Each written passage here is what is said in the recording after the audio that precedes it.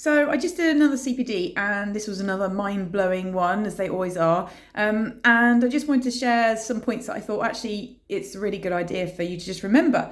This CPD was on acute on chronic pain, and a few points that were pointed out is that we must make sure that we remember that just because you're treating chronic pain doesn't mean that we don't get acute pain on top of that. And that can come in many ways. That can be a flare-up of their chronic issue, say arthritis, then all of a sudden it can just be really bad for a couple of weeks for various reasons. And that is an acute flare-up on top of their chronic pain.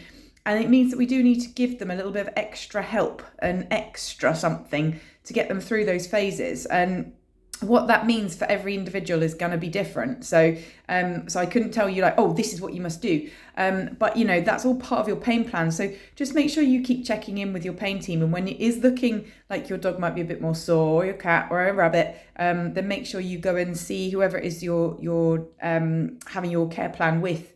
And equally, other things to think about and make sure that you're looking at is that they can get other issues on top of these things and secondary pathologies. And those are not something you necessarily think of, because when you think, oh, my dog's got X, then you don't necessarily think, but they could have Y and Z as well. And they can add some real complications, and sometimes they can be really hard to spot. And there's two segments of this part of the conversation. So one is that you can have a secondary disease that is particularly painful, and it's even more painful because you've got a chronic pain problem. So therefore your sensitivity to the acute new pain is even higher than it would have been. So an example might be tooth pain or an eye ulcer. All those things are something completely unrelated to their chronic arthritis that they've had for ages, but then all of a sudden they get that toothache, and it is twice as bad as it would have been if they weren't already in that pathway of their chronic disease as well. So we have to make sure that we are checking in for other things. And the secondary pathology part, I've got a really good example, which actually I've kind of touched on one of my other posts, but I had a patient who was sent to me for lameness because, it was totally right. The dog was lame and, needed to be looked at from a musculoskeletal point of view.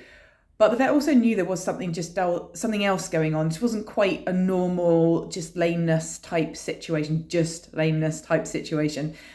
So they carried on investigating, and it turned out to be diabetes.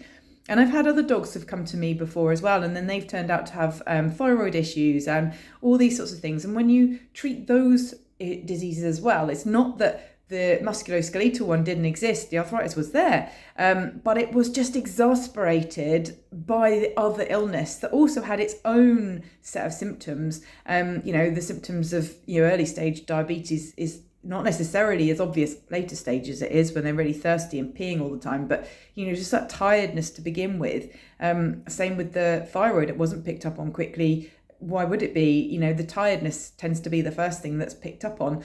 So just be mindful that there can be other things going on. So don't just assume that it's always still just the same old. It's not just the arthritis or anything like that. Just make sure that you're looking for other signs just in case it's something else, because especially when you get older, you tend not to have one problem. Problems do rack up. And if you check in with any of your grannies and granddads, I'm sure they'll tell you not just about one problem they've got, but about multiple ones. All right, take care. Bye-bye.